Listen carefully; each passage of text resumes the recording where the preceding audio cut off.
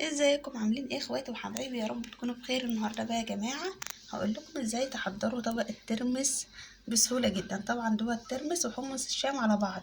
غسلته كويس جدا بقى وكده وملحته زي ما انتم شايفين، وكل شويه بغير عليه الميه علشان ميته تفضل نظيفه وبيضه، كمان ما بقاش لها ريحه خالص. تمام، زي ما انتم شايفين كده الترمس زي الفل اهو.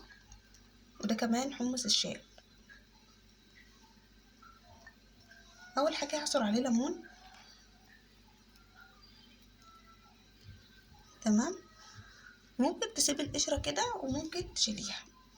وكمان هحط عليه شطه.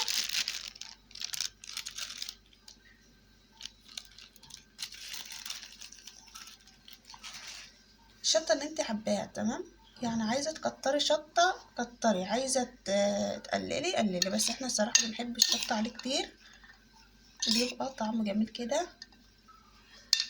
مش بحب احط طبعا الشطه والليمون على الترمس كله، طبق طبق كده بحب احضره، علشان لو حبيت اغير الميه بتاعته مش تستهلكي بقى شطه وليمون كتير.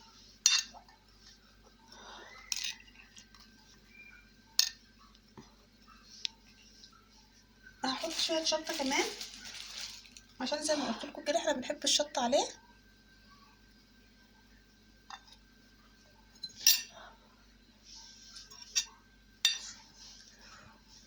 وعصري ليمون بقى زي ما تحبي كده،